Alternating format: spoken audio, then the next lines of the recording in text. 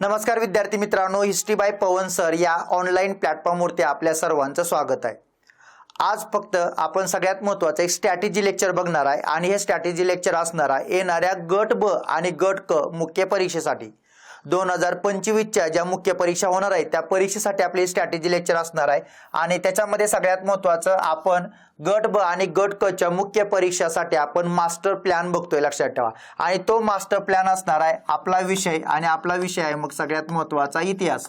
ठीक आहे, तर इतिहास या विषयासाठी आपला हा मास्टर प्लॅन असणार आहे। ज्या मास्टर प्लॅन मध्ये आपण इतिहास विषयाचा मुख्यचा सिलेबस कोणता आहे, त्यानंतर सगळ्यात महत्त्वाचं त्या सिलेबस मधले मुख्य घटक कोणते आहेत, त्या मुख्य घटकासोबत अजून काही सब पॉइंट कोणते करावे लागतील त्याचा पण आपण इथे विचार करणार आहे।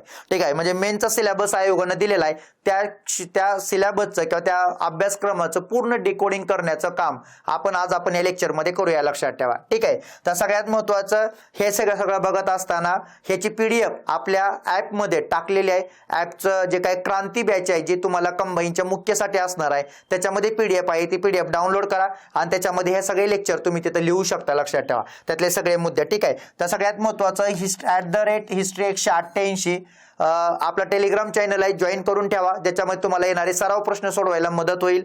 त्यानंतर सोशल मीडिया चॅनल मध्ये आपलं सगळ्यात महत्त्वाचं इंस्टाग्रामचं पण अकाउंट जर वाटलं तुम्हाला फॉलो करावं तर फॉलो करू शकता। ठीक आहे, तर इतिहास विषयाचा जो मुख्यसाठी असलेला जो मास्टर प्लॅन आहे तर तो आज आपण इथं बघूया। पूर्व परीक्षेचा मार्क ते सगळं तुम्ही ते सगळ्याच्या गोष्टी चेक केलेल्या असतील, तुम्ही मेनची तयारी करत असाल आणि तुमच्या समोर सिलेबस आहे तर इतिहास या विषयाचं मी करू काय असं जेव्हा आपल्याला समोर प्रश्न तयार होतो तेव्हा सगळ्यात महत्त्वाचा आपला हा मग प्लॅन तुम्हाला तिथं काम येईल। त्यातले मुद्दे तुम्हाला महत्त्वाचे क्लिक होतील जे की ह्या मुद्द्याचा आपण परीक्षेला जाताना अभ्यास करून जाणं गरजेचं आहे हे तुम्हाला तिथं समजून जाईल, लक्षात ठेवा। ठीक आहे, जास्त वेळ न घेता आपण आपल्या मास्टर प्लॅनला सुरुवात करूया। ठीक आहे, तर सगळ्यात महत्त्वाचं तुमचा हा सिलेबस आहे आणि आयोगानं अभ्यासक्रमामध्ये मेनच्या मुख्यच्या गट ब च्या गट क च्या एकच सिलेबस आहे दोन्हीचा पण मुख्यचा, तर 10 क्वेश्चन असतात, लक्षात ठेवा। मुख्यला एक क्वेश्चन 2 मार्काला असतो, 20 मार्कासाठी आपल्याला इतिहास करायचा आहे। ठीक आहे, तर सगळ्यात महत्त्वाचं मेन्सला पहिलं इतिहास आहे हे लक्षात ठेवा। बऱ्याचशा मुलांना इतिहास आहे का नाही हेच माहिती नाही, कारण एकदा आपला विषय गेला होता, लक्षात ठेवा, परत आला। तर सगळ्यात महत्त्वाचं 10 मार्कासाठी आपल्या 10 क्वेश्चनसाठी इतिहास प्रश्न विचारतात। एक क्वेश्चन 2 मार्काला आहे, म्हणजे जवळपास तुम्हाला मुख्यसाठी इतिहास किती मार्काला करायचा आहे, 20 मार्कासाठी करायचा आहे, लक्षात ठेवा। आणि मग त्याच्यामध्ये आयोगाने सिलेबस दिलाय आधुनिक भारताचा इतिहास विशेषतः महाराष्ट्राच्या संदर्भासह, ही पहिलीच लाईन आहे, लक्षात ठेवा। सिलेबस मध्ये जर तुमच्याकडे सिलेबस असेल तर तुम्ही बघू शकता आधुनिक भारताचा इतिहास विशेषतः महाराष्ट्राच्या संदर्भासह किंवा विशेषतः महाराष्ट्राचा इतिहास असं एक लाईन आहे आणि त्याच्यामध्ये नंतर आयोगानं काही पॉईंट दिलेले आहेत। म्हणजे याचा अर्थ तुमच्या इथं 2 कीवर्ड्स तुमच्या इथे लक्षात येतील या सिलेबस मध्ये। ते 2 कीवर्ड्स कोणते लक्षात ठेवा, एक म्हणजे आधुनिक भारताचा इतिहास तुम्हाला करायचा आहे आणि आधुनिक भारताचा इतिहास करत असताना स्पेशल संदर्भ आहे तुम्हाला कोणाचा, महाराष्ट्राचा इतिहास, लक्षात ठेवा। म्हणजे आधुनिक भारत आणि महाराष्ट्राचा इतिहास हा सगळ्यात महत्त्वाचं 2 कीवर्ड्स मध्ये तुमचा सिलेबस आयोगानं कंबाईन मुख्यचा दिलेला तुम्हाला लक्षात येईल, लक्षात ठेवा। ठीक आहे, आणि सगळ्यात महत्त्वाचं महाराष्ट्राचा इतिहास जेव्हा म्हणलं जातं का तेव्हा सगळ्यात महत्त्वाचे घटक तिथं आपसुकच येतो, लक्षात ठेवा, आणि तो घटक म्हणजे महाराष्ट्रातील समाज सुधारक। तेव्हा महाराष्ट्रातील समाज सुधारक सुद्धा तुम्हाला त्या ठिकाणी करणं गरजेचं आहे। म्हणजे 3 वर्ड्स महत्त्वाचे, आधुनिक भारत, महाराष्ट्र आणि समाज सुधारक। फोकस महाराष्ट्रावर असतो आणि समाज सुधारक यांच्यावर असतो जिथे जास्त प्रश्न विचारले जातात, लक्षात ठेवा। आणि आपण हा सगळा भाग पूर्व परीक्षेला केलेला होता, त्यामुळे सगळ्यात महत्त्वाचं हा तुम्हाला नवीनच आहे काहीतरी असं नाहीये, तुम्ही याचा अभ्यास केलाय, ज्याच्यामध्ये पूर्व परीक्षेला हाच भाग होता जो तुम्ही व्यवस्थित वाचून परीक्षा दिलेल्या आहेत, तोच फक्त आता मेन्सला करायचा आहे। आणि मग काही महत्त्वाचे जे पॉइंट आहेत का ते व्यवस्थित करून जाणं गरजेचं, ज्यांच्यावर मुख्यला परीक्षेला क्वेश्चन असतात, लक्षात ठेवा। ठीक आहे, त्यामुळे हा सगळा भाग तिथं आपल्याला मेन्ससाठी लक्षात येईल। आता मग सिलेबस मध्ये आयोगानं जे काही मुद्दे टाकले होते का ते कोणते आहेत, तर हे इथं मुद्दे दिले तुम्हाला। तर आयोगाच्या सिलेबस मध्ये पहिलं वाक्य आहे आधुनिक भारताचा इतिहास विशेषतः महाराष्ट्राच्या संदर्भासह, आणि त्यातलं पुढचं वाक्य आहे सामाजिक आर्थिक जागृती, लक्षात ठेवा। 1885 पासून 1947 पर्यंत सामाजिक आर्थिक जागृती जी झाली का त्याच्यावर परीक्षेला क्वेश्चन येतात। मग याच्यामध्ये नेमकं कोणते मुद्दे करून जायचे ते कीवर्ड्स आपण पुढच्या भागामध्ये तिथं बघू, पुढे आहे, लक्षात ठेवा। त्यानंतर महत्त्वाच्या व्यक्तींचं कार्य, हे महत्वाचे, व्यक्ती सुद्धा महत्वाचे आहेत ज्यांच्यावर परीक्षेला व्यक्तिविशेषवर क्वेश्चन जातो, लक्षात ठेवा. त्यानंतर सिलेबस मध्येच मुद्दा आहे समाज सुधारकांचं कार्य. आपण इथं सांगितलं महाराष्ट्राचा इतिहास म्हणलं की एक घटक येतो, लक्षात ठेवा समाज सुधारक, पण सिलेबस मध्ये वर्णनच आहे समाज सुधारकांचं कार्य. त्यामुळे महत्वाचे समाज सुधारक करून जाणं गरजेचं ज्यांच्यावर परीक्षेला क्वेश्चन असतो, लक्षात ठेवा. स्वातंत्र्यपूर्व भारतातील सामाजिक जागृतीमधलं वर्तमानपत्राचं योगदान, लक्षात ठेवा. याचा अर्थ टॉपिक कोणता आहे तुमचा, वर्तमानपत्र, ज्याच्यावर जोड्या लावाला वगैरे परीक्षेला काय विचारतात, क्वेश्चन विचारतात. वर्तमानपत्र टॉपिक आपण पूर्वला केलेलाच असतो, तो मेन्सला पण विचारतात क्वेश्चन. त्यानंतर शिक्षणाचा झालेला परिणाम, याचा अर्थ टॉपिक तुमचा कव्हर होईल, लक्षात ठेवा, एज्युकेशन. आणि मग एज्युकेशन टॉपिक सुद्धा महत्वाचा आहे ज्याच्यावर परीक्षेला क्वेश्चन बनतात, ठीक आहे. त्यानंतर स्वातंत्र्यपूर्व काळातील इतर समकालीन चळवळी, लक्षात ठेवा. समकालीन चळवळी महत्वाच्या आहेत. या समकालीन चळवळीमध्ये कोणकोणत्या चळवळी येतात तो सुद्धा आपण पुढे तो मुद्दा कव्हर करूया. समकालीन चळवळी करायच्या म्हणजे नेमक्या कोणकोणत्या चळवळी केल्या पाहिजे, त्याच्यावर प्रश्न कशा टाईपचे बनतात तो पण मुद्दा आपण पुढे घेऊया. आणि सगळ्यात महत्वाचं राष्ट्रीय चळवळ, लक्षात ठेवा. सगळ्यात शेवटचा वर्ड आहे राष्ट्रीय चळवळ. त्या राष्ट्रीय चळवळीमध्ये कोणत्या राष्ट्रीय चळवळी करायच्या ते पण आपण तिथं बघूया. म्हणजे सगळ्यात महत्वाचं जे तुम्हाला लाल अक्षरामध्ये दिलेलं आहे का ते तुमच्या सिलेबस मधले की पॉइंट आहेत, लक्षात ठेवा. ज्याच्या माध्यमातून सगळ्यात महत्वाचा तो अभ्यासक्रम तुम्हाला कव्हर करून जाणं गरजेचं आहे. काय जास्त अवघड वगैरे क्वेश्चन नसतात, साधे सिंपल क्वेश्चन असतात. जे क्वेश्चन आपण पूर्वला केलेले असतात तशा टाईपचे क्वेश्चन मेन्सला सुद्धा येतात, लक्षात ठेवा, ठीक आहे. त्यामुळे हे करत असताना मग आपण त्याच्यामध्ये त्या सगळ्या भागाचा तिथं अभ्यास करूया, ठीक आहे. तर त्यातला पहिला मुद्दा सामाजिक आर्थिक जागृती, लक्षात ठेवा. आणि कालावधी दिलाय 1885 ते 1947, ठीक आहे. त्यामुळे सामाजिक आर्थिक जागृती करत असताना ह्याच्यामध्ये दोन महत्वाचे शब्द आहेत, सामाजिक आणि आर्थिक, लक्षात ठेवा. मग सामाजिक आर्थिक जागृती करत असताना सामाजिक जागृती मधलं सगळ्यात महत्वाचं काय, सुधारणावादी चळवळी तुम्हाला करून जाणं गरजेचं आहे ज्याच्यावर परीक्षाला क्वेश्चन विचारले जातात, लक्षात ठेवा, ठीक आहे. त्यामुळे सुधारणावादी चळवळी ज्याच्या माध्यमातून सामाजिक जागृती झालेली आपल्याला दिसते, लक्षात ठेवा. मग हे करत असताना सगळ्यात महत्वाचं तिथं तुम्हाला काही चळवळीमध्ये हिंदू धर्म सुधारणा चळवळी तुम्हाला दिसतील, लक्षात ठेवा. त्यानंतर मुस्लिम धर्म सुधारणा चळवळी दिसतील ज्या की महत्वाच्या आहेत, शीख धर्म सुधारणा चळवळी आणि त्यानंतर पारसी धर्म सुधारणा चळवळी ज्यांच्यावर परीक्षाला क्वेश्चन विचारतात, ठीक आहे. त्यानंतर सगळ्यात महत्वाचा मुद्दा महाराष्ट्रातील सामाजिक सुधारणा चळवळी सुद्धा महत्वाच्या आहेत ज्यांच्यावर परीक्षाला क्वेश्चन विचारतात. सुधारणावादी चळवळीमध्ये महाराष्ट्रातील सुधारणावादी चळवळी सुद्धा महत्वाच्या ज्यांच्यावर प्रश्न विचारतात. त्यामध्ये मग सगळ्यात महत्वाचं मानव धर्म सभा आहे, लक्षात ठेवा. त्यानंतर ज्ञानप्रसारक सभा आहे आणि त्यानंतर परमहंस सभा आहे, ठीक आहे. या महाराष्ट्रातील सामाजिक सुधारणा चळवळीमध्ये आपल्याला त्या सुधारणा चळवळी सांगता येते, लक्षात ठेवा, ठीक आहे. आता हिंदू धर्म सुधारणा चळवळी म्हणलं की त्याच्यामध्ये ज्यांचा संबंध महाराष्ट्रासोबत आहे अशा धर्म सुधारणा चळवळीवर प्रश्न विचारतात. मग त्याच्यामध्ये सगळ्यात महत्वाचं प्रार्थना समाज महत्वाचा आहे, लक्षात ठेवा. त्यानंतर आर्य समाज महत्वाचा आहे आणि त्यानंतर सत्यशोधक समाज महत्वाचा आहे. या तीन धर्म सुधारणा चळवळीचा संबंध आपल्याला महाराष्ट्रासोबत सांगता येतो, लक्षात ठेवा, आणि ठीक आहे. आणि मानव धर्म सभा, ज्ञानप्रसारक सभा आणि परमहंस सभा या पण महत्वाच्या आहेत. त्यानंतर हिंदू धर्म सुधारणा चळवळीमध्येच ब्राह्मो समाज आहे, त्यानंतर यंग बंगाल चळवळ आहे, त्यानंतर रामकृष्ण मिशन आहे आणि त्यानंतर थिओसॉफिकल सोसायटी आहे. आधुनिक भारताचा विचार करताना मग त्या भारतासोबत मॅच होतात. पण महाराष्ट्राचा संबंध जेव्हा आपण जोडतो तेव्हा प्रार्थना, आर्य, सत्यशोधक, मानव धर्म, ज्ञानप्रसारक, परमहंस याच्यावर परीक्षेला क्वेश्चन विचारतात. तर ते सगळं करून जाणं इथं गरजेचं आहे, लक्षात ठेवा, ठीक आहे. त्यामुळे सुधारणावादी चळवळीचा संबंध याच्यामध्ये येतो, लक्षात ठेवा. त्यानंतर सगळ्यात महत्वाचं आज याच्यामध्ये विचार केला तर सगळ्यात महत्वाचं काही निवडक समाज सुधारक किंवा सामाजिक सुधारणा करणारे काही महत्वाचे जे व्यक्ती आहेत का त्यांचा सुद्धा इथं संबंध येतो, लक्षात ठेवा. त्यामुळे समाज सुधारक याच्यामध्ये कव्हर करत असताना आपल्याला सगळ्यात महत्वाचा 1885 ते 1947 पर्यंत विचार करत असताना मग न्यायमूर्ती रानडे यांचं सामाजिक सुधारणेबद्दलचे योगदान, त्यानंतर गोपाळ गणेश आगरकर यांचं असलेलं महत्वाचं योगदान, त्यानंतर छत्रपती शाहू महाराजांचं असलेलं सगळ्यात महत्वाचं योगदान, लोकमान्य टिळकांचं असलेलं योगदान, लक्षात ठेवा, ठीक आहे. पंडिता रमाबाई सुद्धा आपल्याला इथं सांगता येतील, त्यांचं सुद्धा योगदान. म्हणजे अशा बऱ्याचशा सामाजिक सुधारकांचं जे सामाजिक जागृतीमधलं योगदान आहे का तिथं सुद्धा आपल्याला परीक्षेला क्वेश्चन विचारला जातो. महर्षी धोंडो केशव कर्वे यांचं योगदान. पण समाज सुधारक हे बघत असताना समाज सुधारक आपल्याला स्पेशल घटक आहे, त्याच्यामध्ये हे मेन समाज सुधारक आपले येणारच आहेत. पण सगळ्यात महत्त्वाचं सामाजिक सुधारणावादी चळवळीमध्ये ह्या लोकांचं सुद्धा योगदान महत्त्वाचं आहे. जेव्हा कालखंडाचा विचार करतो तेव्हा ह्यांनी केलेलं जे योगदान आहे का त्याच्यावर सुद्धा परीक्षेला क्वेश्चन विचारले जातात, लक्षात ठेवा. ठीक आहे. मग सगळ्यात महत्त्वाचं महिलांसाठी काम करणाऱ्या काही सुधारणा चळवळी होत्या त्यांचं सुद्धा योगदान इथं आपल्याला विचारलं जातं, लक्षात ठेवा. ठीक आहे. तेव्हा महिलांच्या प्रश्नासंदर्भात काम करणारे काही व्यक्ती असतील त्यांच्यावर सुद्धा परीक्षेला इथं क्वेश्चन विचारला जातो. ठीक आहे. त्यामुळे सामाजिक सुधारणामध्ये हे महत्त्वाचं आहे, परीक्षेला क्वेश्चन विचारतील. पण जेव्हा सगळ्यात महत्त्वाचं आपण आर्थिक जागृती बघतो, लक्षात ठेवा, ह्या आर्थिक जागृतीवर सुद्धा परीक्षेला क्वेश्चन विचारतात. सगळ्यात महत्त्वाचा पहिला मुद्दा संपत्तीचं जे वहन झालेलं आहे तर तिथं परीक्षेला क्वेश्चन विचारले जातात. त्यामुळे संपत्तीचं वहन भारतामधून इंग्लंडला कसं झालं आणि त्याच्यावर मग कोणकोणत्या लोकांनी आपले विचार मांडले त्यांच्याबद्दल परीक्षेला क्वेश्चन असतात. ठीक आहे. तर सगळ्यात महत्त्वाचं आर्थिक जागृती होत असताना 1857च्या उठावानंतर ती आर्थिक जागृती जास्त झालेली आपल्याला दिसेल, लक्षात ठेवा. त्यामुळे त्या आर्थिक जागृतीबद्दल परीक्षेला क्वेश्चन विचारतात. ठीक आहे. मग सगळ्यात महत्त्वाचं दादाबाई नौरोजींनी जे काही संपत्तीचा वहनासंदर्भात जो सिद्धांत मांडला होता तर त्यांच्याबद्दल परीक्षेला क्वेश्चन विचारले जातात. न्यायमूर्ती रानडे यांनी जे संपत्तीचं वहन जे काही मांडलं होतं आपल्या ग्रंथाद्वारे तर तो ग्रंथ आणि त्यांचे विचार विचारले जातात.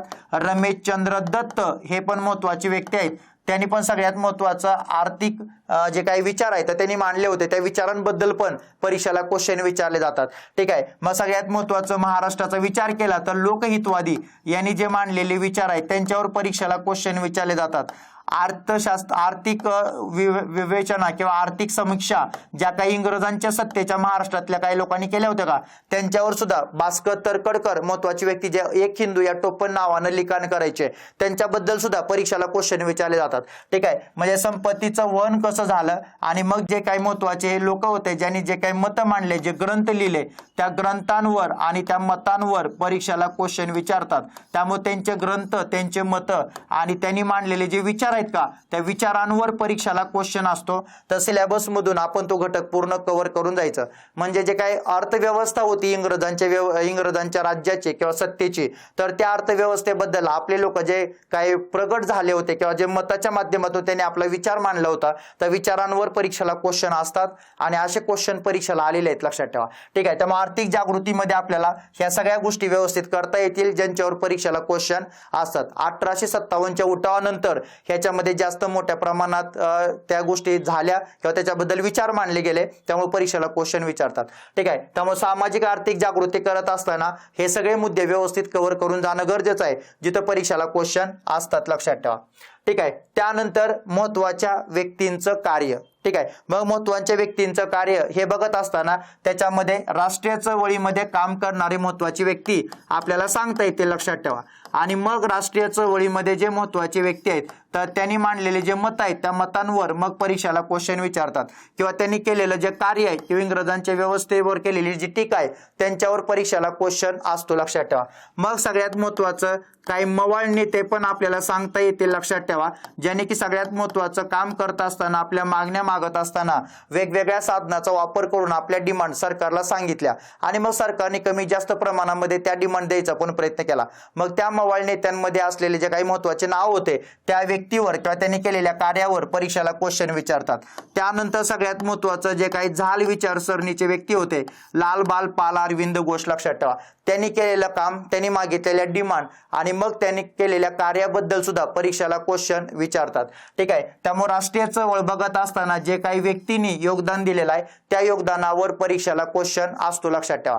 ठीक आहे. त्यामुळे राष्ट्रीय चळवळ बघत असताना आपल्याला ते बरेचसे लोक तिथं भेटतील त्या लोकांनी मांडलेले विचार आपल्याला तिथं समजून घेता येतील त्यांच्यावर सुद्धा परीक्षेला क्वेश्चन विचारले जातात. ठीक आहे. त्यामुळे मवाळ व्यक्ती असतील काही झाल व्यक्ती असतील, लक्षात ठेवा, काही राष्ट्रीय चळवळीमध्ये काम करणारे अजून काही इतर नेते असतील तर त्यांनी केलेलं जे कार्य आहे त्या कार्यावर परीक्षेला क्वेश्चन विचारला जातो, लक्षात ठेवा. ठीक आहे. त्यामुळे हर एक व्यक्ती आणि त्याचं काम लक्षात ठेवणं गरजेचं आहे जे की आपल्याला आधुनिक भारताची इतिहास शिकताना येतं आणि त्या कार्यावर मग परीक्षेला क्वेश्चन विचारतात. ठीक आहे. त्यानंतर समाज सुधारकांचं कार्य. समाज सुधारक या घटकांचा अभ्यास करत असताना महत्वाचे 10 समाज सुधारक करून जाणं गरजेचं आहे, ज्यांच्यावर परीक्षेला क्वेश्चन विचारला जातो, लक्षात ठेवा. आता समाज सुधारक या घटकामध्ये जर विचार करायचा झाला तर सगळ्यात महत्वाचं महात्मा फुले यांचं आपल्याला योगदान माहिती असलं पाहिजे. त्यानंतर सगळ्यात महत्वाचं छत्रपती शाहू महाराज यांच्यावर पण परीक्षेला क्वेश्चन विचारले जातात, लक्षात ठेवा.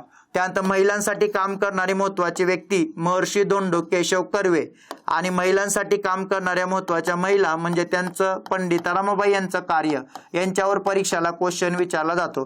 त्यानंतर अस्पृश्य उद्धारांचं काम करणारे सगळ्यात महत्वाचं महर्षी वीरा शिंदे यांच्यावर परीक्षेला क्वेश्चन असतो.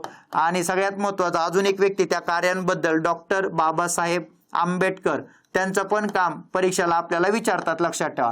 ठीक आहे. त्यानंतर सगळ्यात महत्वाचं सामाजिक सुधारणा ज्यांच्या कार्याचा महत्वाचा केंद्रबिंदू होता ते व्यक्ती म्हणजे गोपाळ गणेश आगरकर यांच्यावर सुद्धा परीक्षेला क्वेश्चन विचारला जाऊ शकतो. त्यानंतर सगळ्या क्षेत्रामध्ये आपलं काम करणारे महत्वाचे व्यक्ती म्हणलं की न्यायमूर्ती रानडे, लक्षात ठेवा, त्यांच्यावरही परीक्षेला क्वेश्चन विचारला जाऊ शकतो. त्यानंतर सगळ्यात महत्वाचं जर बघितलं आपण तर जगन्नाथ शंकर सेठ जे मुंबई प्रांतामध्ये सुरुवातीच्या काळामध्ये ज्यांनी काम केलं तर एक वेगळी ओळख मुंबईची आंतरराष्ट्रीय स्तरावर त्यांच्या नावामुळे झाली ते व्यक्ती. आणि बाळशास्त्री जांभेकर ज्यांच्यावर सुद्धा परीक्षेला क्वेश्चन आजपर्यंत आलेले आहेत. हे 10 समाज सुधारक महत्वाचे ज्यांच्यावर कंबाईनच्या मुख्यच्या दृष्टिकोनातून आपल्याला परीक्षेला क्वेश्चन विचारतात. आणि सोबत समाज सुधारकांचं जे त्यांनी केलेलं जे कार्य आहे का त्या कार्यामध्ये मग सगळ्यात महत्वाचं त्यांनी वेगवेगळ्या स्थापन केलेल्या संस्था असतील, लक्षात ठेवा, त्या संस्थेमध्ये त्यांच्यासोबत काम करणारे सहकारी असतील. त्यानंतर त्यांनी चालू केलेले वेगवेगळे वर्तमानपत्र असतील, त्यांना मिळालेले मान सन्मान असतील, ठीक आहे, ज्यांच्यावर परीक्षेला क्वेश्चन विचारला जातो. तर सगळ्यात महत्वाचं हे सगळे मुद्दे समोर ठेवून जर आपण अभ्यास केला तर परीक्षेला त्यांचे क्वेश्चन सुटतात. त्यांचे जे वेगवेगळे स्टेटमेंट असतात त्या स्टेटमेंटवर सुद्धा परीक्षेला क्वेश्चन येतात. म्हणजे ॲज एक समाज सुधारक म्हणून एखाद्या व्यक्तीचा आपल्याला जन्मापासून त्यांच्या मृत्यूपर्यंत त्यांनी केलेल्या कार्याला घेऊन अभ्यास करायचा आहे, ज्यांच्यावर आपल्याला मेन्सला परीक्षेला क्वेश्चन विचारतात. मग काय क्वेश्चन तुमच्या समोर ठेवलेत जे की या घटकावर आलेले आहेत, लक्षात ठेवा. ठीक आहे. 10 महत्वाचे समाज सुधारक जो की मेनचा सगळ्यात महत्वाचा भाग आहे. ठीक आहे. आणि मग बघा प्रश्न होता ग्रुप बी ला प्रश्न आलेला. आता सगळ्यात महत्वाचं देशी व्यापार उद्योजक मंडळ. आता हा जो प्रश्न आहे का तो कुणी स्थापन केला हे तुम्हाला त्या व्यक्ती महत्वाचं जे व्यक्ती आहेत का त्यांच्यावर तो क्वेश्चन जातो. याचा अर्थ व्यक्ती म्हणून महत्वाची व्यक्ती कोण आहेत ग वा जोशी ज्यांचं कार्य पण आपल्याला विचारलं जातं. आणि व्यक्ती विशेषवरचा तो क्वेश्चन लक्षात ठेवा जो की आयोगानं कंबाईनला मेन्सला 2024ला विचारला होता. हे सगळे क्वेश्चन 2024च्या मेन्सचे आहेत. गट ब मेन्स आणि गट क मेन्स तुम्हाला समोर दाखवलेत. आता पुणे इथं देशी व्यापार उद्योजक मंडळ ही संस्था कोणी स्थापन केली तर ग वा जोशी यांनी केली. म्हणजे ते व्यक्तीचं कार्य आहे, लक्षात ठेवा. तेव्हा मवाळ गट, झाल गट आणि इतर अजून काही लोक ज्याने जे काम करत होते महत्वाच्या संघटनेमध्ये होते त्यांच्यावर प्रश्न विचारतात. त्यानंतर 1911 मध्ये नाम जोशी यांनी या संस्थेची स्थापना केली. व्यक्तिविशेषवरचा क्वेश्चन आहे. नाम जोशी ते तुम्हाला सामाजिक सुधारणा चळवळीमध्ये सुद्धा प्रार्थना समाजासोबत काम करताना दिसते, लक्षात ठेवा. तर सगळ्यात महत्वाचं सोशल सर्व्हिस लीग ही त्यांची संस्था. असे क्वेश्चन येतात जे व्यक्तिविशेषवर क्वेश्चन जातो. सार्वजनिक सभा या नामवंत सभेनं 1894 मध्ये पुण्यात कोणाचा सत्कार केला हा क्वेश्चन समाज सुधारक या घटकावरचा आहे. आणि मग समाज सुधारक आहे छत्रपती शाहू महाराजांचा त्यांनी सत्कार केला होता. 2024चा ग्रुप सी चा गट क चा क्वेश्चन आहे. म्हणजे हे 2 क्वेश्चन व्यक्तिविशेषवर आहेत आणि हा क्वेश्चन तुम्हाला समाज सुधारक या घटकावर कव्हर होईल, लक्षात ठेवा. त्यानंतर खालील वर्णांना वरून व्यक्ती ओळखा असे पण क्वेश्चन तुम्हाला मेन्सला येतात. 4 वाक्य असतात, खाली व्यक्ती ओळखायचा असतो, लक्षात ठेवा. ते एक महान देशभक्त होते, विचारक, लेखक, तत्ववेत्ता होते. डेक्कन एज्युकेशन सोसायटी फर्ग्युसन कॉलेजमध्ये ते होते. हे सगळ्यात महत्वाचं लोकमान्य टिळकांबद्दलचे ते वाक्य आहेत, लक्षात ठेवा. म्हणजे सगळ्यात महत्वाचं परीक्षेला असे क्वेश्चन विचारतात जे की व्यक्तिविशेषवर हा क्वेश्चन जाईल, लक्षात ठेवा. 4 व्यक्ती दिलेत व्यक्तिविशेष मध्ये टिळकांचं महत्वाचं योगदान तिथे तो क्वेश्चन जाताना आपल्याला दिसतो, लक्षात ठेवा. ठीक आहे. त्यानंतर शेती आणि शेतकऱ्यांचे प्रश्नांचे पहिले भाष्यकार म्हणून कोणाला ओळखलं जातं तर महात्मा फुलेंना. समाज सुधारक या घटकावरचा क्वेश्चन आहे, लक्षात ठेवा. ठीक आहे. त्यामुळे महात्मा फुलेंनी पहिल्यांदा विचार मांडले होते. तर सगळ्यात महत्वाचं ग्रुप बी चा असलेला क्वेश्चन आहे, लक्षात ठेवा. माझ्या बैलाचे नाव ब्रिटानिया ठेवलं तर हे सगळ्यात मोठं छत्रपती शाहू महाराजांचे वाक्य आहे. समाज सुधारक या घटकावरचा क्वेश्चन आहे, लक्षात ठेवा. ठीक आहे, म्हणजे अशा पद्धतीने परीक्षेला क्वेश्चन विचारले जातात जे की तुम्हाला व्यक्ती आणि समाज सुधारक या घटकामध्ये कव्हर होतात. पण महत्वाचे समाज सुधारक 10 दिले तेवढंच करायचं, त्यांच्यावर परीक्षेला क्वेश्चन विचारतात. नाग चंदावरकर हा क्वेश्चन सुद्धा सगळ्यात महत्वाचा व्यक्तिविशेषवर जातो. मवाळ गटामधले पहिले मराठी भाषिक अध्यक्ष होण्याचा मान चंदावरकरांना भेटलेला, लक्षात ठेवा. तो आत्ताच क्वेश्चन आला होता. हे जे वाक्य आहे का ते वाक्य फक्त त्यांचं नाही, लक्षात ठेवा. ठीक आहे, नाराय हे हिंदुस्थानच्या वाढत्या दारिद्र्याचं कारण वाढती लोकसंख्या आहे, ते त्यांचं स्टेटमेंट नाहीये. बाकी क ड हे विधानं बरोबर आहेत आणि तुम्ही प्रश्न पाहिले असतील, उत्तरं पण तुमच्याकडे आहेत, लक्षात ठेवा. पण तुम्हाला एक फॉर्मॅट म्हणून दिलाय की क्वेश्चन कसे येतात. त्यानंतर 21 मार्च 1920 रोजी कागल जहागिरीतील माणगाव इथं भरलेल्या व्यक्तिविशेषवर हा क्वेश्चन जातो, लक्षात ठेवा. किंवा समाज सुधारक मध्ये पण हा क्वेश्चन कव्हर होतो जेव्हा तुम्ही डॉक्टर बाबासाहेब आंबेडकर याचे समाज सुधारक म्हणून बघता. ठीक आहे, सगळ्यात महत्वाचं दादासाहेब गायकवाड नव्हते, बाकी सगळे लोक होते, लक्षात ठेवा. ठीक आहे, माणगाव परिषदेमधला क्वेश्चन आहे. तर अशा पद्धतीनं जर तुम्ही अभ्यास केला तर सगळ्यात महत्वाचं व्यक्तिविशेष आणि समाज सुधारक याला जोड देऊन काही प्रश्न बनतात. ते प्रश्न अशा टाईपचे येतात जे की तुम्हाला अभ्यास करताना ते लोक आधुनिक भारतामध्ये भेटतात, तिथून त्या गोष्टी कव्हर करायच्या, लक्षात ठेवा. त्यानंतर स्वातंत्र्यपूर्व भारतातील सामाजिक जागृतीमध्ये वर्तमानपत्राचं असलेले योगदान. आता वर्तमानपत्रातला असलेले म्हणजे वर्तमानपत्र हा जो टॉपिक आहे का, या टॉपिकवर परीक्षेला एखादा तरी क्वेश्चन बनतो, लक्षात ठेवा. आणि मग वर्तमानपत्र हा टॉपिक करत असताना काय करून जायला पाहिजे, तर सगळ्यात महत्वाचं 2 मुद्दे आहेत, लक्षात ठेवा. एक, वर्तमानपत्रावर कंट्रोल ठेवण्यासाठी इंग्रजांनी वेगवेगळे काय केले होते कायदे. मग ते कायदे कोणते आहेत ज्यांच्यावर परीक्षेला क्वेश्चन असतो.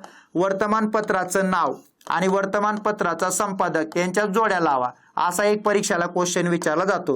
किंवा वर्तमानपत्र चालू करणाऱ्या व्यक्तीचं नाव आणि वर्तमानपत्राचं नाव यांच्या जोड्या लावा. कायदे म्हणल्यानंतर सगळ्यात महत्वाचं 1799चा पहिला कायदा केला होता. 1813ला दुसरा कायदा होता. 1823ला तिसरा कायदा होता. 1835ला चौथा कायदा होता, ज्याला वर्तमानपत्राला पूर्ण फ्रीडम देणारा कायदा आपण म्हणतो, चार्ल्स बेटकॉफने केलेला. त्यानंतर 1857 साली केलेला कायदा होता. त्यानंतर 1867 सालचा कायदा. 1878चा लॉर्ड लिटनचा व्हर्नॅक्युलर प्रेस ऍक्ट होता. 1908चा कायदा होता. 1910चा कायदा होता. 1921ला एक समिती होती ज्यांनी 8 आणि 10चे कायदे रद्द करायला सांगितले. त्यानंतर 1931चा आणीबाणी विषयक अधिकाराचा कायदा होता. आणि वर्तमानपत्राच्या फंडामेंटल राईट बद्दलचा 1947चा कायदा. तर प्रश्न काय विचारतात, ह्या कायद्यानं कुठल्या वर्तमानपत्रावर काय झाली, कारवाई झाली ते सांगा. प्रश्न विचारतात या कायद्यानं कुठल्या संपादकावर गुन्हा दाखल झाला ते सांगा. या कायद्यानं कुठल्या वर्तमानपत्राचं वर्तमानपत्र बंद झालं, कुठल्या व्यक्तीचं ते सांगा. म्हणजे कायदे आणि कारवाई कोणावर झाली अशा टाईपचे क्वेश्चन विचारतात आणि त्या गोष्टी मग आपल्या तिथून कव्हर करणं गरजेचं आहे. ठीक आहे, कायदे करून जा. एखादा क्वेश्चन कायद्यावर असतो. वर्तमानपत्र विचारत असताना लक्षात ठेवा सगळ्यात महत्वाचं नाव आणि संपादक हे बघत असताना सगळ्यात महत्वाचं बंगाल प्रेसिडेन्सीमध्ये सुरुवातीच्या काळात तयार झालेले वर्तमानपत्र कुठले. त्यानंतर बॉम्बे प्रेसिडेन्सीमध्ये तयार झालेले सुरुवातीचे वर्तमानपत्र कोणते आणि मद्रास प्रेसिडेन्सीमध्ये तयार झालेले सुरुवातीचे वर्तमानपत्र कोणते, त्यांच्यावर परीक्षेला क्वेश्चन विचारतात. त्यानंतर सगळ्यात महत्वाचं महाराष्ट्रातील वर्तमानपत्र कोणते याच्यावर परीक्षेला क्वेश्चन असतो. त्यानंतर स्वातंत्र्य चळवळीमध्ये काम करणारे वर्तमानपत्र कोणते त्यांच्यावर परीक्षेला क्वेश्चन असतो. जहाल मतवादी वर्तमानपत्र कोणते त्यांच्यावर प्रश्न असतो. क्रांतिकार्याला प्रोत्साहन देणारे वर्तमानपत्र कोणते त्यांच्यावर परीक्षेला क्वेश्चन असतो. कामगार चळवळीला प्रोत्साहन देणारे वर्तमानपत्र कोणते त्यांच्यावर प्रश्न असतो. संयुक्त महाराष्ट्राच्या चळवळीमधले वर्तमानपत्र कोणते परीक्षेला क्वेश्चन असतो. ब्राह्मणेतर चळवळीमधले वर्तमानपत्र कोणते ज्यांच्यावर परीक्षेला क्वेश्चन असतो. लक्षात ठेवा मवाळवादाला प्रोत्साहन देणारे डिमांड करणारे कुठले वर्तमानपत्र होते त्यांच्यावर परीक्षेला क्वेश्चन असतो. म्हणजे वर्तमान सत्यसुधारक किंवा सत्यशोधक चळवळीमधले कुठले वर्तमानपत्र होते त्यांच्यावर प्रश्न असतो. म्हणजे सगळ्यात महत्वाचं असे वर्तमानपत्र जे सगळ्या क्षेत्रामध्ये काम करतात त्या वर्तमानपत्राचा आपल्याला अभ्यास करून जाणं गरजेचं आहे ज्यांच्यावर परीक्षेला क्वेश्चन विचारले जातात. ठीक आहे, मग सगळ्या क्षेत्रामध्ये काम करणारे वर्तमानपत्र कुठले आहेत हे वर्तमानपत्र आपल्या टॉपिकमध्ये कव्हर होतात. आपली जी नोट्स आहे का त्याच्यामध्ये तुम्हाला हे सगळे वर्तमानपत्र दिलेत ज्याच्या माध्यमातून तुम्हाला ते व्यवस्थित वाचून जाणं आहे. त्याच्या पलीकडे कधी कुठला क्वेश्चन जात नाही, लक्षात ठेवा. तर हे सगळे वर्तमानपत्र या टॉपिकमध्ये करणं गरजेचं आहे, परीक्षेला क्वेश्चन विचारतात. आणि मग हे दोन मुद्दे कायदा आणि साम, नाव आणि संपादक सोबत हे सगळ्या क्षेत्रातले वर्तमानपत्र करा जिथं परीक्षेला एखादा तरी क्वेश्चन हमखास असतो, लक्षात ठेवा. मग असे वर्तमानपत्र तुम्हाला इथं दिलेत. आता भाऊ महाजन सगळ्यात महत्वाचं, त्यांनी खालीलपैकी कुठले वर्तमानपत्र चालू केले असा क्वेश्चन होता, लक्षात ठेवा. म्हणजे आता भाऊ महाजन ॲज एक व्यक्ती पण आहेत, पण वर्तमानपत्रामध्ये पण त्यांचे वर्तमानपत्र भेटतात आपल्याला, त्यामुळे ते वर्तमानपत्र आपल्याला सहज लक्षात ठेवता येतात. ठीक आहे. त्यामुळं भाऊ महाजन यांनी चालू केलेले वर्तमानपत्र ज्यांच्यावर परीक्षेला क्वेश्चन गट क च्या पूर्व मेन्सला आलेला हा क्वेश्चन आहे, लक्षात ठेवा. ठीक आहे. तर व्यवस्थित बघा, प्रश्न विचारतात. त्यानंतर शिक्षणाचा परिणाम. शिक्षणाचा परिणाम म्हणजे शिक्षण हा टॉपिक व्यवस्थित करून जाणं गरजेचं आहे. आता शिक्षण हा टॉपिक करत असताना मेन्सला तुम्हाला काय करणं गरजेचं आहे, तर सगळ्यात महत्वाचं 2-3 मुद्दे महत्वाचे आहेत ज्याच्यावर परीक्षेला क्वेश्चन येतात. तर शिक्षण याच्या संदर्भात सुरुवातीला केलेलं जे मिशनऱ्यांचं काम आहे का, किंवा ज्या वेगवेगळ्या मिशनरी संस्था आहेत त्या व्यवस्थित करून जाणं गरजेचं. त्यांनी कोणकोणत्या ठिकाणी शाळा काढल्या, त्यांच्या शाळा कोणकोणत्या होत्या, त्यात महाराष्ट्रात कुठले मिशनरी होते, तर हे सगळं करून जाणं गरजेचं ज्यांच्यावर परीक्षेला क्वेश्चन येतात. त्यानंतर 1813चा चार्टर ऍक्ट येण्याच्या अगोदर, 1833चा चार्टर ऍक्ट येण्याच्या अगोदर ज्या लोकांनी शिक्षणासाठी वेगवेगळ्या संस्था काढून जे योगदान दिलंय का, त्या संस्थांवर परीक्षेला प्रश्न विचारले जातात. मग त्या संस्था आणि त्या व्यक्तीचं नाव हे पण आपल्याला करून जाणं गरजेचं आहे जिथं परीक्षेला क्वेश्चन बनतात, लक्षात ठेवा. आणि मग सगळ्यात महत्वाचं 1833 नंतर मग शिक्षणासाठी इंग्रजांनी वेगवेगळे आयोग नेमले, तर ते आयोग करणं गरजेचं आहे. शिक्षणासाठी वेगवेगळ्या नेमलेल्या ज्या समित्या होत्या त्या समित्या करून जाणं गरजेचं आहे ज्यांच्यावर परीक्षेला क्वेश्चन विचारले जातात, लक्षात ठेवा. ठीक आहे. त्यामुळे आयोग आणि महत्वाच्या समित्या याच्यावर परीक्षेला क्वेश्चन असतात, ते करून जाणं गरजेचं आहे. मग कोणकोणते आयोग होते, तर 1854ला चार्ल्स वूडचा खलिता होता, 1882ला हंटर कमिशन होतं, 1902ला थॉमस रॅले कमिशन होतं, 1904ला भारतीय विद्यापीठ कायदा होता, त्यानंतर 1906ला बडोदामध्ये पहिलं शिक्षण सक्तीचं करणारं संस्थान राहिलं, त्यानंतर 1910ला गोपाळकृष्ण गोखलेंनी केंद्रात विधेयक मांडलं, त्यानंतर 1912ला सरकारचा ठराव होता, त्यानंतर 1916ला मुंबई विधान परिषदेमध्ये म्हणजे विधानसभेमध्ये जे काही विधिमंडळ होतं मुंबईचं तिथं विठ्ठलभाई पटेलांनी शिक्षणासंदर्भात विधेयक मांडलं, त्यानंतर प्राथमिक शिक्षण सक्तीचं आणि मोफत करणारं पहिलं संस्थान कोल्हापूर, त्यानंतर 1917ला सॅडलर आयोग होता, त्यानंतर 1919च्या कायद्याअंतर्गतचं शिक्षण ते अपयशी ठरलेलं, 1929ला फिलिफॉर्टॉक समिती होती, लक्षात ठेवा, 1936ला अबुटूड अहवाल होता, 1937ला वर्धा शिक्षण योजना होती, 1944ला सार्जंट कमिशन होतं, आणि त्यानंतर 1948-49ला डॉक्टर राधाकृष्णन आयोग होता, लक्षात ठेवा. तर शिक्षणासाठी नेमलेले वेगवेगळे आयोग होते का, त्या आयोगाने त्यांनी केलेल्या महत्वाच्या शिफारशी यांच्यावर परीक्षेला क्वेश्चन असतो. आता मेन्सला महात्मा गांधीजींच्या वर्धा शिक्षण योजनेवर प्रश्न होता, मग एखादा तरी प्रश्न तिथं बनतो, लक्षात ठेवा. तर ते सगळी माहिती व्यवस्थित करून जाणं गरजेचं आहे. त्यानंतर महाराष्ट्रामध्ये शिक्षणाच्या विकासासाठी जे काही प्रयत्न झाले होते, लक्षात ठेवा, मग ते व्यक्तींनी केलेले प्रयत्न असू द्या नाहीतर समाज सुधारक या घटकाकडून झालेले प्रयत्न असू द्या, ज्यांच्यावर परीक्षेला क्वेश्चन विचारले जातात. त्यामुळे महाराष्ट्र आणि एज्युकेशन इथं पण महत्वाचा भाग आहे ज्याच्यावर परीक्षेला क्वेश्चन बनतात. त्यामुळे शिक्षणाचा परिणाम बघत असताना मिशनऱ्यांनी केलेलं कार्य, त्यानंतर सुरुवातीला संस्थात्मक लेवलला झालेले प्रयत्न, आणि नंतर इंग्रजांनी संस्था आयोग नेमून समिती नेमून जे डेव्हलपमेंट केले होते एज्युकेशनचे त्याच्याबद्दल परीक्षेला क्वेश्चन विचारतात. तर हा सगळा भाग आपल्याला मुख्यच्या दृष्टिकोनातून महत्वाचा आहे ज्याच्यावर परीक्षेला एखादा तरी काय असतो, प्रश्न असतो. त्यामुळे शिक्षण या टॉपिक मध्ये एवढं सगळं करणं गरजेचं आहे. मग सगळ्यात महत्वाचा हा प्रश्न होता, कंबाईनच्या मेन्सला गटबल आलेला प्रश्न होता, महात्मा गांधीजींनी वर्धा शिक्षण योजना आपल्या कोणत्या वर्तमानपत्रामध्ये क्रमशः मांडली, तर त्या वर्तमानपत्राचं नाव सगळ्यात महत्वाचं हरिजन होतं, पण योजनेचं नाव मात्र वर्धा योजना होतं, लक्षात ठेवा. असे क्वेश्चन बनतात. ठीक आहे. त्यामुळे महत्वाचं आहे. स्वातंत्र्यपूर्व काळातील इतर समकालीन चळवळी, त्या समकालीन चळवळी कोणत्या ज्या आपल्याला माहित असणं गरजेचं आहे, लक्षात ठेवा, ज्यांच्यावर परीक्षेला क्वेश्चन विचारला जातो. आता समकालीन चळवळीमध्ये काय काय विचारतात, तर सगळ्यात महत्वाचं संयुक्त महाराष्ट्राची चळवळ, हे पण महत्वाचं आहे जे करून जाणं गरजेचं आहे, लक्षात ठेवा. त्यानंतर दुसरी ब्राह्मणेतर चळवळ, जे की महत्वाचे आहे ज्यांच्यावर परीक्षेला क्वेश्चन विचारले जातात. त्यानंतर कामगार चळवळ, ज्यांच्यावर परीक्षेला क्वेश्चन विचारले जातात, तर ती एक समकालीन चळवळीमध्ये येते, लक्षात ठेवा. त्यानंतर क्रांतिकारी चळवळ लक्षात ठेवा, ते सुद्धा इथं करून जाणं गरजेचं आहे, ज्यांच्यावर परीक्षेला क्वेश्चन येतात. ठीक आहे. त्यानंतर दलित चळवळ करून जाणं गरजेचं आहे, ज्यांच्यावर परीक्षेला क्वेश्चन येतात. त्यानंतर शेतकरी चळवळ करून जाणं गरजेचं आहे, ज्यांच्यावर परीक्षेला क्वेश्चन येतात.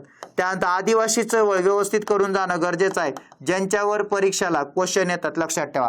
ठीक आहे. महिलांची चळवळ, महिलांचे प्रश्न आणि त्यांचे प्रश्न मांडण्यासाठी उभा राहिलेली जी चळवळ आहे, त्या चळवळीवर परीक्षेला क्वेश्चन येतात, ती व्यवस्थित करून जाणं गरजेचं आहे. ह्या सगळ्या चळवळी समकालीन चळवळीमध्ये मोडतात. ठीक आहे. त्यामुळे संयुक्त महाराष्ट्र चळवळ, ब्राह्मणेतर चळवळ, कामगार चळवळ, क्रांतिकारी चळवळ, दलित चळवळ, शेतकरी चळवळ, आदिवासी चळवळ आणि महिला चळवळ, लक्षात ठेवा. तर या चळवळी महत्वाच्या, जिथं परीक्षेला क्वेश्चन असतात. मग ह्या चळवळीमध्ये सगळ्यात महत्वाचं यांचे उद्देश काय होते, लक्षात ठेवा, त्या महत्वाच्या गोष्टी. त्यानंतर या चळवळीमध्ये काम करणारे वेगवेगळे व्यक्ती, त्यांच्यावर प्रश्न विचारतात. त्यांनी स्थापन केलेल्या ज्या वेगवेगळ्या संस्था असतील, लक्षात ठेवा, त्या संस्थेवर प्रश्न विचारतात. त्यांच्यासोबत काम करणारे जे त्या चळवळीमध्ये वेगवेगळे सहकारी होते, त्या सहकारीवर प्रश्न विचारतात. त्या चळवळीमध्ये असलेले वेगवेगळे वर्तमानपत्र, त्यांच्यावर परीक्षेला क्वेश्चन विचारतात. म्हणजे अशा बऱ्याच मुद्द्याला सोबत घेऊन आपण त्या चळवळीचा अभ्यास करू शकतो, ज्याच्यावर परीक्षेला क्वेश्चन असतात. त्यामुळे समकालीन चळवळीमध्ये ह्या चळवळीचा सेपरेट अभ्यास करावा लागतो. या चळवळीमधून एखादा तरी परीक्षेला क्वेश्चन बनतो, लक्षात ठेवा. ठीक आहे. म्हणजे एक 6-7 टॉपिक आपल्याला दिसतील की ह्या 6-7 टॉपिकचा आपण कंबाईन पूर्वचा अभ्यास करताना अभ्यास केलेला आहे. हा अभ्यास आपल्याला परत इथं करायचा आहे. तो समकालीन चळवळी या शब्दाच्या माध्यमातून आपल्याला तिथं त्यांनी देण्याचा प्रयत्न केलेला आहे. ठीक आहे. पण समकालीन चळवळीमध्ये कोणत्या येतात, तर राष्ट्रीय चळवळीला पॅरलल असलेल्या चळवळी आपण या सगळ्या सांगतो, लक्षात ठेवा, ज्याच्यावर परीक्षेला क्वेश्चन असतात. तर सगळे व्यवस्थित करा, एखादा तरी परीक्षेला क्वेश्चन बनतो. तर सगळ्यात महत्वाचं इथं तुम्हाला काय दिले, लक्षात ठेवा. आता आदिवासी चळवळीमध्ये बरेचसे उठाव वगैरे सुद्धा येतात, किंवा बरेचशा आदिवासी समुदायाने आपल्या अधिकारांसाठी ज्या काही मुवमेंट केल्या, त्या मुवमेंटचा याच्यामध्ये समावेश होतो. 1817-18 मध्ये नागपूरच्या कोणते राजे साहेबांनी गोंडी आदिवासी जमातीच्या प्रमुखाच्या मदतीने इंग्रजाविरोधात लढा दिला? आप्पासाहेब भोसले, लक्षात ठेवा. ठीक आहे. त्यानंतर मुंबईमध्ये ऑल इंडिया ट्रेड युनियन काँग्रेसचं पहिला लाला लजपत राय, किती वेळा प्रश्न आला, लक्षात ठेवा. तर कामगार चळवळीमधला क्वेश्चन आहे, आदिवासी चळवळीमधला क्वेश्चन आहे. आपल्या उठावामधला सगळ्यात महत्वाचा अगोदर 1857च्या उठावाच्या अगोदरच्या ज्या काही मुवमेंट होत्या, त्याच्यामधला हा क्वेश्चन आहे, लक्षात ठेवा. ठीक आहे. ब्रिटिश राजवटीमध्ये ठाणे जिल्ह्यामध्ये ज्या काही आदिवासींच्या वारली समुदायाचा जो काही संघर्ष होता, तो संघर्ष आपल्याला माहित आहे. मग लक्षात ठेवा, तर गोदावरी परुळेकर आणि शामराव परुळेकर या दोन लोकांनी वारली समुदायाचे प्रश्न सोडवायचा प्रयत्न केला. तर त्यांच्याबद्दलचा परीक्षेला विचारलेला क्वेश्चन आहे. तर कोणत्या भागामध्ये ते सगळे लोक आढळतात, तर वारली. ठीक आहे. म्हणजे शेतकरी लढ्यामध्ये तुमच्या त्या गोष्टी कव्हर होतील तिथून तुमच्या. त्यानंतर पुढील घटनांची त्यांच्या कालानुक्रमानुसार मांडणी करा, लक्षात ठेवा. काय कामगार संघटना, कामगार चळवळीमध्ये हे तुमच्या गोष्टी कव्हर होतील. कामगार संघटना आणि कामगार संघटनेतल्या ते क्रम लावा, असा अर्थाचा तो क्वेश्चन आहे, लक्षात ठेवा. ग्रुप सी चा क्वेश्चन आहे. ठीक आहे. म्हणजे ह्या सगळ्या अशा ज्या समकालीन चळवळी आहेत, त्याच्यावर प्रश्न बनतात. तर त्या समकालीन चळवळी करून जाणं गरजेचं आहे, लक्षात ठेवा. त्यानंतर राष्ट्रीय चळवळ. आता राष्ट्रीय चळवळीमध्ये सगळ्यात महत्वाचं पहिली चळवळ आहे कोणती, स्वदेशी चळवळ. त्यामुळे स्वदेशी चळवळ महत्वाची, ज्यांच्यावर परीक्षेला क्वेश्चन असतात. त्यानंतर सगळ्यात महत्वाचं होम रूल चळवळ, ही सुद्धा एक महत्वाची चळवळ आहे, लक्षात ठेवा, जिथं परीक्षेला क्वेश्चन बनतात. त्यानंतर सगळ्यात महत्वाचं खिलाफत चळवळ, महात्मा गांधीजींच्या नेतृत्वाखाली चालू झालेली, ज्याच्यावर परीक्षेला क्वेश्चन बनले जातात. त्यानंतर असहकार चळवळ, याच्यावर परीक्षेला क्वेश्चन असतात, ती सुद्धा एक राष्ट्रीय चळवळ आहे, लक्षात ठेवा. सविनय कायदेभंगाची चळवळ, त्यामुळे सविनय कायदेभंगाची चळवळ सुद्धा महत्वाची राष्ट्रीय चळवळ आहे, ज्याच्यावर प्रश्न असतात. आणि छोडो भारत चळवळ, लक्षात ठेवा, जी एक राष्ट्रीय चळवळ आहे. करा किंवा मरा हा नारा घेऊन महात्मा गांधीजींनी त्या चळवळीची सुरुवात केली. तर सगळ्यात महत्वाचं राष्ट्रीय चळवळीमध्ये आपल्याला या सगळ्या गोष्टी भेटतील, लक्षात ठेवा. म्हणजे 1905च्या स्वदेशी चळवळीपासून छोडो भारत पर्यंत ह्या सगळ्या राष्ट्रीय चळवळी आहेत, ज्यांच्यावर परीक्षेला क्वेश्चन असतात. राष्ट्रीय चळवळीमध्ये कोणत्या ठिकाणी कोणतं नेतृत्व काम करायचं, त्यांच्यावर परीक्षेला क्वेश्चन विचारतात. त्या नेतृत्वाने स्थापन केलेल्या वेगवेगळ्या संस्था असतील, त्या चळवळीमध्ये काम करणारी इतर काही सहकारी असतील, त्या सहकार्यांचं त्या चळवळीला असलेलं योगदान असेल, लक्षात ठेवा. अशा बऱ्याच मुद्द्याला घेऊन त्या चळवळीचे उद्देश असतील. त्या चळवळीमध्ये प्रदेश आणि कोणत्या प्रदेशात कोणतं नेतृत्व करतं, प्रदेश आणि त्या नेतृत्वाचं नाव, अशा अर्थानं सुद्धा परीक्षेला क्वेश्चन विचारले जातात. ठीक आहे. त्यामुळे सगळ्यात महत्वाचं नेतृत्वापासून प्रदेशांपर्यंत हे सगळे मुद्दे व्यवस्थित करून जाणं गरजेचं. आपल्याला परीक्षेला तिथं क्वेश्चन बनतात, लक्षात ठेवा. ठीक आहे. त्यामुळे राष्ट्रीय चळवळीमध्ये ह्या सगळ्या चळवळी करून जाणं गरजेचं आहे। एक प्रत्येक सेपरेट टॉपिक बनतो, त्या टॉपिकचा व्यवस्थित अभ्यास करणं गरजेचं आहे जिथं परीक्षेला क्वेश्चन असतात। स्वदेशी चळवळीमध्ये वेगवेगळे प्रांत आणि वेगवेगळं नेतृत्व यांच्या जोड्या लावा, कितीतरी वेळा क्वेश्चन आला, लक्षात ठेवा। ठीक आहे, म्हणजे क्वेश्चन येतात, होम रूलचा अर्थ काय ते प्रश्न विचारलेला, लोकमान्य टिळकांच्या होम रूलच्या वेगवेगळ्या शाखा होत्या, त्या शाखांचा अध्यक्षांनी जोड्या लावा असा प्रश्न आलेला। त्यानंतर खिलाफत चळवळ महात्मा गांधीच्या नेतृत्वाखाली चालू झालेली, असहकार चळवळ कुठल्या व्यक्तींनी वकिलीचा त्याग केला, कोणत्या भागामध्ये कोणते नेते काम करत होते, त्यांच्या जोड्या लावा, असे परीक्षेला क्वेश्चन बनतात। सविनय कायदेभंगामध्ये सुद्धा तेच आहे, वेगवेगळे ठिकाणं आणि त्या भागात नेतृत्व करणारे लोक, लक्षात ठेवा। छोडो भारत मध्ये पण सेम तसंच। ठीक आहे, म्हणजे अशा टाईपचे क्वेश्चन येतात जी चळवळ अभ्यास करताना ते क्वेश्चन आपले तिथं कव्हर होऊन जातात, लक्षात ठेवा। राष्ट्रीय चळवळी म्हणले की आपल्याला एवढ्या राष्ट्रीय चळवळी करून जाणं गरजेचं आहे। सोबत सगळ्यात महत्त्वाचं हिंदू महासभा काँग्रेसची प्रतिस्पर्धी नसून ते स्टेटमेंट आहे, म्हणजे मुस्लिम लीग आणि हिंदू महासभा बघताना सुद्धा आपल्याला त्यांचा तिथं अभ्यास करणं गरजेचं आहे, लक्षात ठेवा। ठीक आहे, त्यामुळे राष्ट्रीय चळवळ बघतानाच त्यांचा अभ्यास आपल्याला आधुनिक भारतामध्ये तिथं कव्हर होतो। तर सगळ्यात महत्त्वाचं हे वाक्य कोणाचं आहे, लक्षात ठेवा, पंडित मदन मोहन मालवीय। ठीक आहे, आता काँग्रेसच्या अधिवेशनाबद्दलचा क्वेश्चन आहे ते मंडप, तो क्वेश्चन कॅन्सल झाला होता, श्रीधर दाने त्याचं उत्तर आहे, लक्षात ठेवा, पण कॅन्सल केलेलं आयोगानं। ठीक आहे, म्हणजे अशा घटना वगैरे विचारतात तर त्या घटना सुद्धा आपल्याला तिथं कव्हर होतात। ठीक आहे, त्यानंतर 1918 मध्ये हिंदू महासभेबद्दलचाच क्वेश्चन आहे, कुणाला पाठवण्यात आलं होतं, कुर्तकोटी उत्तर आहे, लक्षात ठेवा। ठीक आहे, आझाद दल म्हणजे आता सगळ्यात महत्त्वाचं आझाद दल छोडो भारत बघताना तुम्हाला कव्हर होतो, तिथला क्वेश्चन आहे। फैजपूर काँग्रेसचं अधिवेशन, काँग्रेसच्या अधिवेशन बघतानाच त्या गोष्टी कव्हर होतात। ठीक आहे, कोण होतं सरचिटणीस असं विचारलेलं, तर अशा पद्धतीचे क्वेश्चन त्या राष्ट्रीय चळवळीमध्ये कव्हर होतात, तिथल्या अधिवेशन बघताना त्या गोष्टी कव्हर होतात। ठीक आहे, तर त्या सगळ्या गोष्टी तिथून कव्हर करून जाणं गरजेचं आहे, लक्षात ठेवा। ठीक आहे, तर सगळ्यात महत्त्वाचं ऑनलाईन प्लॅटफॉर्मवरती आपल्या वेगवेगळ्या बॅचेस आहेत, तर या सगळ्या बॅचेस तुम्हाला तिथं दिसतील, तर आपलं प्ले स्टोर वरून हिस्ट्री बाय पवन सर हे ऍप्लिकेशन डाउनलोड करा, त्याच्यामध्ये तुम्हाला त्या बॅचेस अवेलेबल होतील। त्यानंतर आपले 2 पुस्तक आहेत, एक समाज सुधारक आणि एक MCQ PYQ MCQचं पुस्तक आहे, ते पण तुम्हाला अभ्यासाला मदत होईल। तुमच्या जवळच्या बुक स्टोर वरून तुम्ही ते पुस्तक तुम्हाला हवं असेल तर घेऊ शकता। तर आपल्या 2026 साठी वेगवेगळ्या बॅचेस ऍप्लिकेशनवर उपलब्ध झालेत, लक्षात ठेवा। तर स्वराज्य संकल्प बॅच आहे का, ती राज्यसेवा पूर्वसाठी आहे, आपल्या ऍप्लिकेशन डाउनलोड करा, त्याच्यामध्ये ही बॅच सध्या चालू झालेली आहे। त्यानंतर फक्त प्राचीन मध्ययुगीनची बॅच तुम्हाला करायची आहे, ती सुद्धा एकदम कमी किमतीमध्ये, ती बॅच 299 रुपयामध्ये तुम्हाला ॲपवर दिसेल, इतिहास दर्शन नावाची बॅच आहे, लक्षात ठेवा। त्यानंतर कंबाईन पूर्वसाठी स्वराज्य सारथी नावाची बॅच चालू केली आपण, ज्याच्यामध्ये लेक्चर आता टाकायला चालू करतो आपण, ते सुद्धा तुम्ही बॅच 2026च्या परीक्षा देणार असाल तर तुम्ही त्या बॅचचा विचार करू शकता, 1299 रुपयाला बॅच आहे। त्यानंतर विजयपथ जे की कंबाईन पूर्व आणि मुख्य या दोन्हीचा एकत्र सिलेबस कव्हर करणारी बॅच आहे, जे तुम्हाला आपल्या ऍप्लिकेशनवर बघायला भेटेल। त्यानंतर खास मेन्स साठी जे की 2025 ला जे मुलं आता मेन्स देणार आहेत, लक्षात ठेवा 2025 ची, ठीक आहे, 2026 ला मेन्स होणार आता, पण सगळ्यात महत्त्वाचं त्यांच्यासाठी क्रांती बॅच आहे। आणि क्रांती बॅच जे की आता आपण सगळा सिलेबस डिकोड केला का, त्या सिलेबस मधला हर एक पॉइंट या बॅच मध्ये कव्हर होईल। ह्या बॅच मध्ये तुम्हाला नोट्स पण असतील आणि सोबत ही बॅच असेल, त्या बॅच मध्ये जेवढं काय होणार आहे तेवढं तुम्ही मेन्स साठी करू शकता। 10 पैकी तुम्हाला तिथून 7 ते 8 क्वेश्चन सहज जमू शकतील, असे क्वेश्चन त्या बॅच मधून कव्हर होतील, लक्षात ठेवा। ठीक आहे, तर अशी क्रांती बॅच जी की आपल्या ॲपवर उपलब्ध आहे, जी खरं मुख्य परीक्षेसाठी आहे, ते दोन्ही गट ब आणि गट क च्या मुख्यसाठी अवेलेबल आहे, ती तुम्ही घेऊ शकता, ती पण एकदम कमी पैशाला तुम्हाला तिथं देण्याचा काय केलाय, प्रयत्न केलाय। तर अशा पद्धतीनं आपल्या असलेलं सगळ्यात महत्त्वाचं सिलेबस आणि या सिलेबस मधला हे डिकोडिंग झालेला सगळा भाग, तर तुमचा मेनचा सिलेबस समोर ठेवा, एक एक कीवर्ड्स घ्या आणि त्यानुसार तुम्हाला इथं नोट्स तयार केले आहेत, त्या नोट्स समोर ठेवून त्या बॅच मधले सगळे लेक्चर बघा, तुम्हाला येणाऱ्या काळामध्ये मेनचा अभ्यास करायला ती बॅच खूप मदत करेल आणि खूप साध्या सोप्या पद्धतीने त्या नोट्स पण आहेत आणि सोबत लेक्चर पण आहेत। ठीक आहे, तर अशा पद्धतीने आपला कंबाईन मुख्यचा हा सगळा सिलेबस आहे, हा सिलेबस एकदा व्यवस्थित बघा, त्यातले कीवर्ड्स व्यवस्थित हायलाइट करून ठेवा, ते लिहून घ्या तुमच्या त्या PDF मध्ये आणि त्या कोडिंग केलेल्या सगळ्या भागाचा व्यवस्थित अभ्यास करा। आयोगाचे PYQ बघा, त्यातून येणारा मेनचा सगळा तयारी तुमची व्यवस्थित होऊन जाईल, लक्षात ठेवा। तुम्हाला परीक्षेसाठी मुख्यच्या खूप खूप शुभेच्छा, खूप अभ्यास करा, पैकीच्या पैकी त्यामध्ये मार्क घ्या। धन्यवाद।